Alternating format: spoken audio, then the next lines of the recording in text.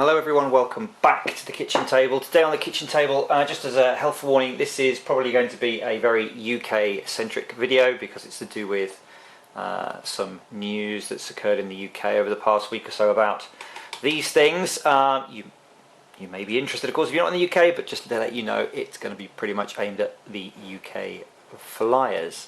Before we go any further, as is traditional on this channel, the beverage of choice for today's video must be introduced, and it's just I'm finishing off a mug's worth of very strong Guatemalan coffee, so cheers. Oh, right. So yes, in the UK, over the past 7 days or so, there's been suddenly a lot of interest in what sadly even the UK press are now calling drones. This is following the arrest last Saturday of a pilot of one of these, a Phantom 2, in the car park adjacent to a football stadium somewhere in England. He was arrested because his aircraft, which was, I believe, a P2 H33D and associated gear, was spotted flying over the football stadium while it was full of football fans and a football match was going ahead. If it's the YouTube user, which I believe it is, if you know the user, if you've seen the UK BBC website, for example, on the news front, they've been putting his YouTube username in the stills, much I suspect to his disappointment. If you look on his channel, he's done it time and time again. He gave a quote to a BBC reporter that said he didn't believe he was breaking any of the rules and thinks this is a nonsense, and it's just, you know, I banged my head against the table quite literally when I read that, because this is just, I'm sorry, but even if you don't know, you haven't read the air navigation order or paid any attention to it, you kind of know that flying over 50,000 people in a consumer grade Phantom quadcopter with no built-in redundancy from the other side of the street in a car park where you can't see it, in the dark, just nuts. Anyway, this has made headlines because the guy has been arrested. A BBC reporter has kind of, I think, got a new pet subject, so there have been a few follow-up articles. There's been another article about a research paper that's been introduced, been published by some group who I'd never heard of before, that said, look, you know, privacy and safety issues, these are going to be more and more ubiquitous, we need to be careful, there's going to be some real issues needed. And I've had a metric ton of emails and comments and PMs and all sorts of stuff from people in the UK who are now saying, has this idiot, in inverted commas, ruined it for all of us? Are we going to get, you know? And so I want to make this video just to reiterate the real key points. Those of you who may know, I did a video on the UK law as it pertains to flying anything that's remote controlled, but particularly UAVs with cameras. Quite an in-depth one, one of my usual 10-minute specials. If you want to go and look at that in depth, it's over here.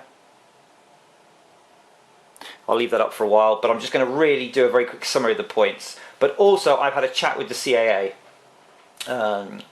Mr. Hay, from the CAA over the last several days. I've spoken to them about, look, what is their stance on this and regard to us, the responsible flyer.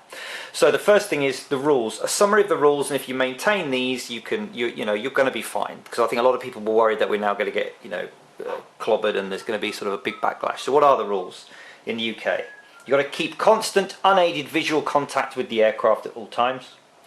You've not got to fly over or within 150 meters of a gathering of more than 1,000 people.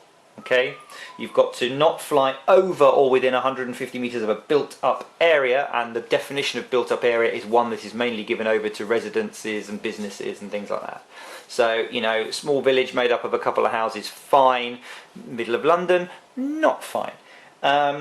Don't fly within 50 meters of any vehicle, vessel or structure that you haven't got complete control over, i.e. if it's your house and, you know, your car or your whatever, and you could stop people coming into it, that's fine. And also, don't fly within 50 meters of any person who is not under your direct control. Similarly, if you're going out and you've got a few people, you want to take some shots of them and you've briefed them, it's absolutely fine. They're under your control. You've told them what you're going to do. You've told them not to stick their hands up into the props and all that kind of stuff. It's fine.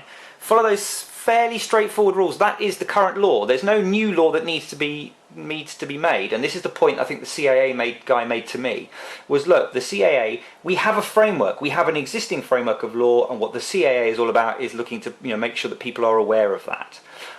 But, and this is a big but, where there are flagrant breaches of, you wouldn't even be able to stand up and give the excuse, well, I didn't know that we weren't allowed. It's so obviously stupid to do things, then they will prosecute. They will prosecute. If it's in the public interest to do so, and part of their public interest remit is public safety and education and letting people know what they should and shouldn't be doing, they will do, as they have done earlier this year with the guy up in the north of England who was found guilty of breaches of the A&O, a bit less serious in my opinion than these ones currently being investigated. He was found guilty of those and was fined and awarded costs against him to the total of some north of £4,000, so not insignificant.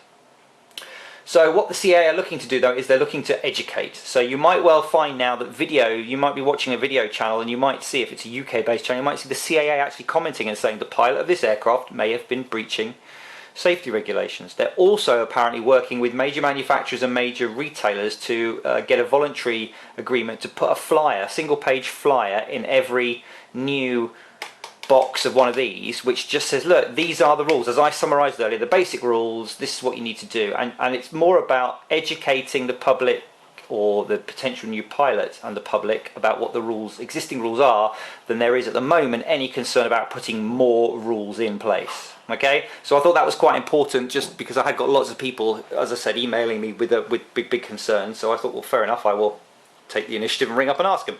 So yes, we have an existing framework, and it is all about people who are flouting that, not about restricting us more at this stage. We can all do our bit by just not being stupid. I think I said that in some of the comments to my last video. If you ain't doing anything stupid, you're highly, highly unlikely to come to the attention of the CAA. So there we go. A bit of drone fever in the UK. Just for the vast majority of you, keep doing what you're doing, and for the minority, stop it, please. Because we don't want to get too far down any kind of backlash, especially if it's an election year next year, guys. In the UK, we don't want any sort of politicos getting finding a nice easy target to hang a campaign on or anything like that. So there we go, just a quick one. Safe flying and you'll be fine. Many thanks for your time, and I'll see you again soon back on the kitchen table. Cheers.